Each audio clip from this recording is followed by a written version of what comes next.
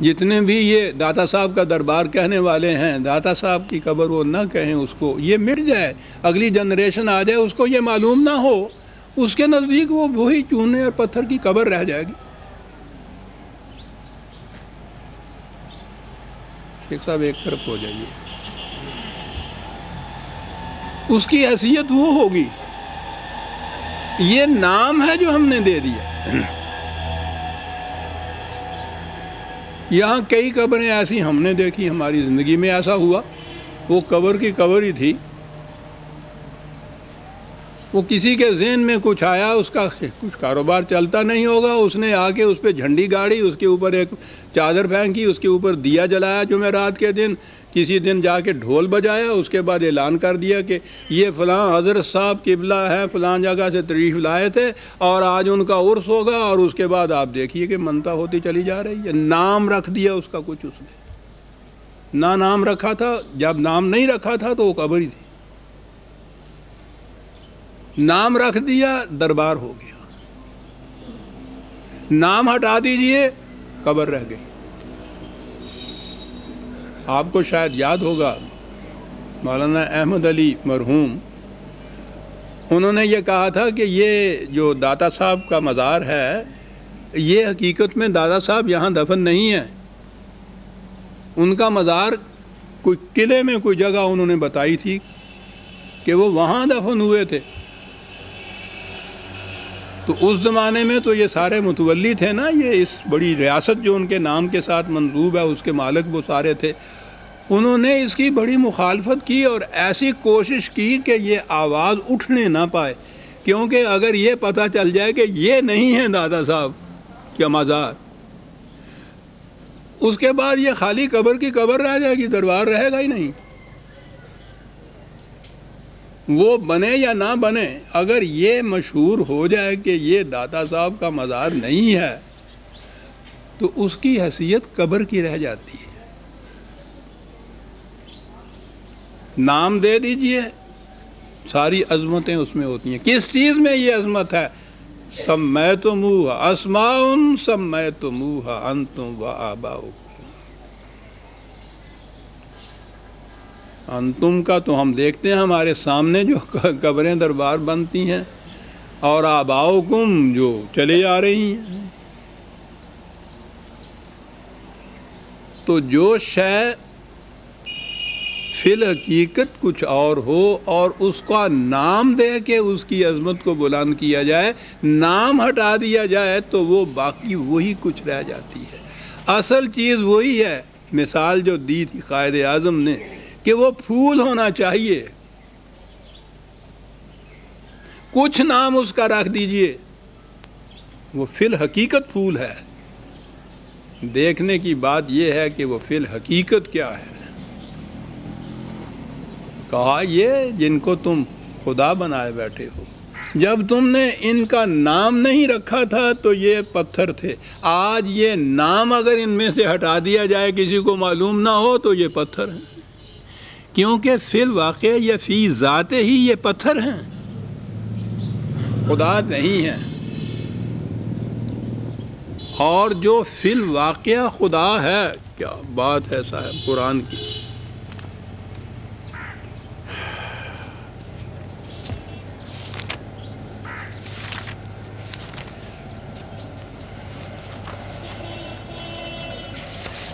پھر سن لیجئے کہ فی الواقع ان میں کوئی قوت نہیں، کوئی اقتدار نہیں، کوئی خصوصیت نہیں، پتھر کے ٹکڑے ہیں، تم نے ان کا نام رکھ دیا، خدا کہہ دیا تو خدا ہو گئے۔ یہ نام نہ رکھو، پتھر رہ گئے۔ اس کا نام الٹ کے ادھر رکھ دیجئے تو پھر یہ لات کا منات ہو گیا، مناد کا نات ہو گیا۔ تو یہ فی الواقع تو ان کی یہ بات کچھ ہے ہی نہیں، یہ تو نام ہے۔ جو فی الواقع کچھ ہے، پانی ہے، فی الواقع پانی، آپ کہیے، ماں کہیے، واٹر کہیے، پانی پانی رہتا ہے، اس کی خاصیت وہی رہتی ہے، اس کے خواص وہی رہتے ہیں۔ پھول پھول رہتا ہے، کسی نام سے اس کو پکار لیجئے۔ کہا کہ یہ تو ان کی حیثیت صرف ناموں کی ہے۔ ایک ذات ایسی ہے جسے خدا ہونا زیبا دیتا ہے، وہ فی الواقعہ اپنا وجود رکھتا ہے، اس کے وجود میں کے اندر خدائی ہے، اقتدار اس کی ذات کے اندر ہے، نام کی بات نہیں ہے۔ نام اس کے بھی الگ الگ کئی ہیں، صفات کے اعتبار سے یہ ہیں الگ الگ، لیکن قُلِ ادعُوا اللَّهَ أَوِ ادعُوا الرَّحْمَٰنَ 17/110 کہا نام کے اوپر تم ضد کرتے ہو، بحث کرتے ہو۔ نام کی کیا بات ہے؟ اَيَّمَّا تَدْعُوا فَلَهُ الْأَسْمَاءُ الْحُسْنَىٰ، اسے کسی نام سے پکارو، خدا خدا ہی رہتا ہے۔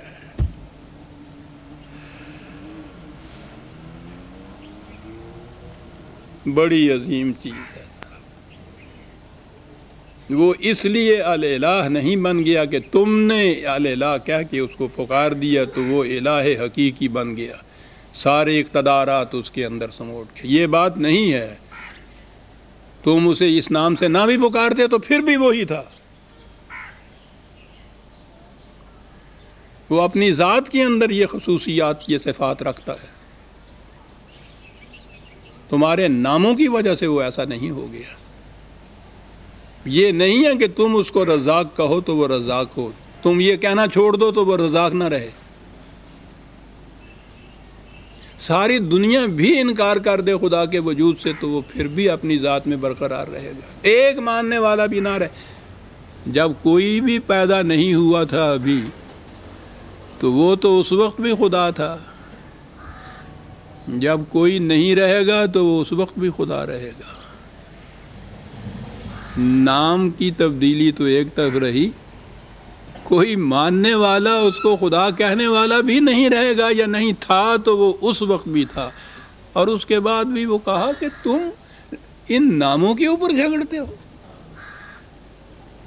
نام کی بات نہیں ہے، وہ اپنی ذات میں الہ ہے، اللہ ہے، اسے کسی نام سے پکار لو وہ وہی۔ اس نے قرآن کریم میں یہ جو مختلف ہم کہتے ہیں نا کہ وہ رحیم ہے، رحمان ہے، صفات ہیں اس کی،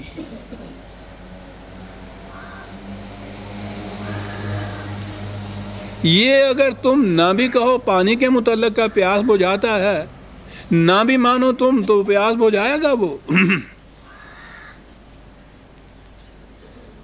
وہ جب تک پانی ہے اس کی یہ خصوصیت باقی ہے۔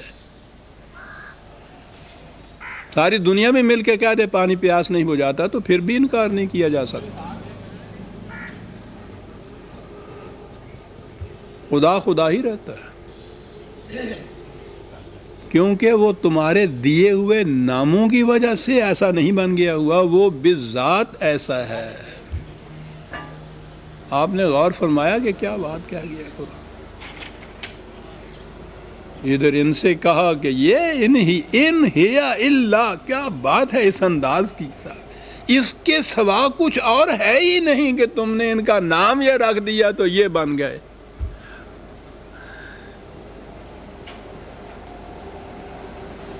تمہیں تو تم کے سوا کوئی کچھ نہ کہتا تھا، حضور ہم نے بنایا، جناب ہم نے کیا، ٹھیک ہے۔